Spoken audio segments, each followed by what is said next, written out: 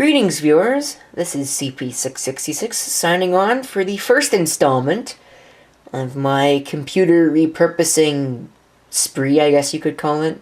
There are probably 100 better words for that, but whatever. We're going to start with the T61, since this is the one that somebody's waiting on this T61, so I'm going to get this done first. But I'm not going to be reinstalling Windows on it. No. Instead, what I'm going to be doing is I'm going to be just simply taking the hard drive out of the T400 and using that Windows install on this T61. So I guess we're going to find out just how well that works in, well, very shortly. First, I'm going to have to move the box off my bed that has the new machine in it, and I'm also going to have to move these two things. So let me do that, and let me get the T400 out, and let's commence.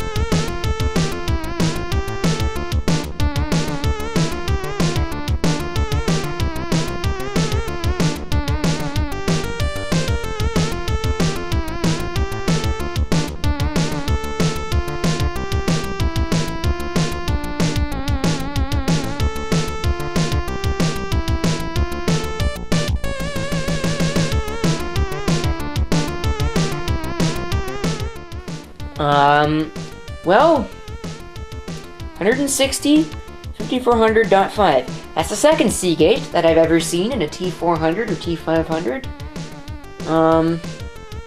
So I guess I was wrong in my last video by saying I've only ever seen one in a T400, T500, because there's another one.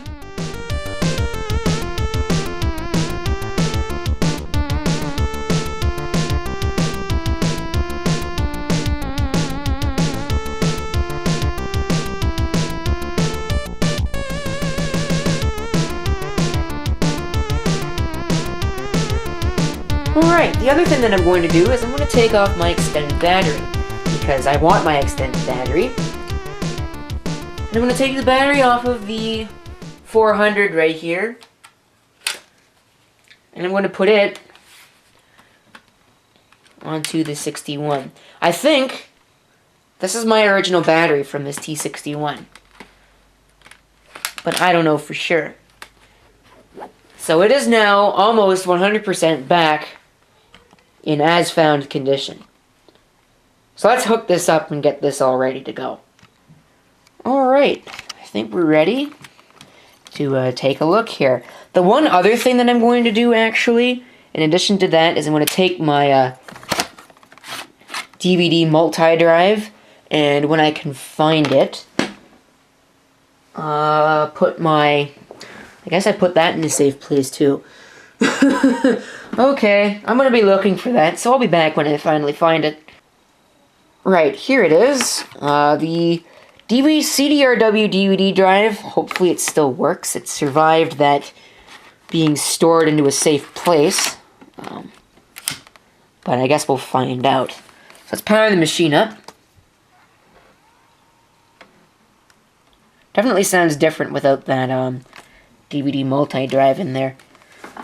So let's go into the BIOS. Hopefully it'll let us go into the BIOS and it won't try and boot up, which I think it will do. I guarantee you that it will do that. F1, enter BIOS setup. You can see 4 gigs, T7700, blah blah blah. I might have to bump that down to compatibility mode, but I don't know yet. The date and time is definitely correct. security stuff should be set right. Startup, let's see, does it identify it? ST9160-314AS, so it does. Cool. Alright. I didn't make any changes. So let's see if it starts. Actually, first, what I wanted to do was I wanted to boot up into HDAT2 and make sure that the drive was in perfect health. Even though I expect that it should be, because the machine was never abused. Oh, I don't like that. There's a smart error on this drive. Holy crap. Yeah, I think this thing has a couple of issues. But you know what? I'm going to just throw it in here because I don't have a replacement for it. Even though I do, I have that 160 gig that's over there. But I don't really feel adventurous enough to replace it yet. So I'm just going to go with it. Let's see if it works. Boot into Windows 7. Let's see what it does. Probably going to blue screen on me because of AHCI mode, but you never know.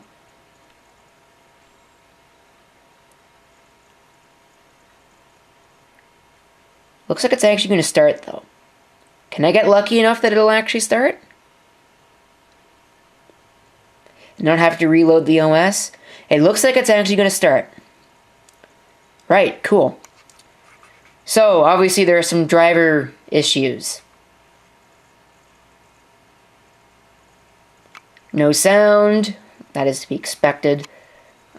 Alright, so it's asking me for a fingerprint login at this point. It won't find that because it's a different fingerprint sensor anyway.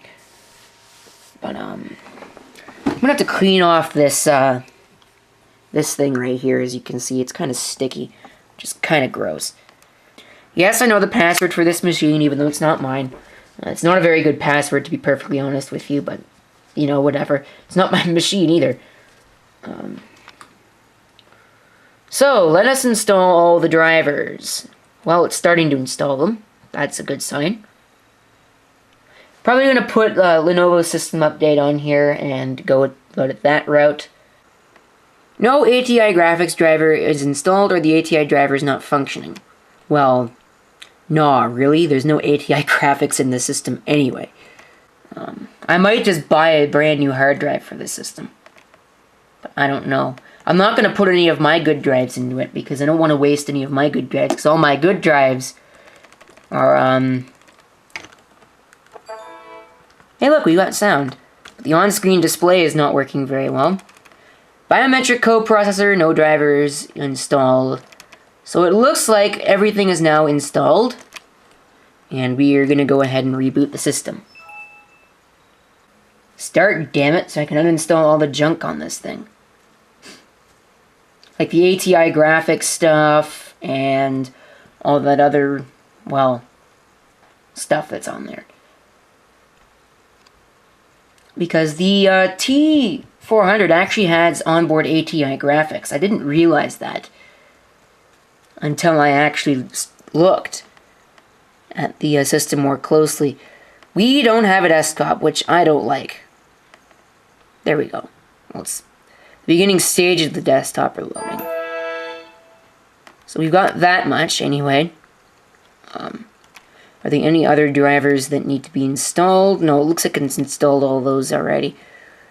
So I'm going to get the T61 stuff, and we'll go ahead and deal with all of that. Alright, we're now activating Windows, because like I thought, that tripped the activation in Windows 7. Was it enough to trip the activation in Windows XP when I tried this on other machines, so... Well, there you have it. Let's refresh the Windows Experience Index as well. There we can see the old scores from the T400. Let's see what the T61 gets. And there we've got the new ratings. We can see that I think a few of them have gone down. And disk data transfer rate has also gone down, which is kind of hilarious, but I think that's because this BIOS does not apparently, reading up online, does not apparently support, what's it called? SATA 3 gigabit per second. It's only limited to 1.5, which is probably why all of that's going on. Temperature-wise, we're not any better than we used to be. I don't know why we're getting all these high temperatures, but we shouldn't be. Lotus Symphony is using a lot of my processor, so let's destroy that because we don't need it.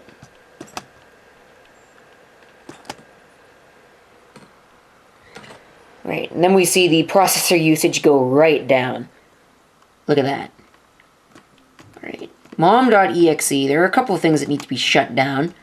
I don't know why Symfony keeps opening itself, because nobody ever uses it, so. Now we can see that the loads have definitely gone down because I've killed the program that doesn't need to be running. So anyway, onwards and upwards to the next thing.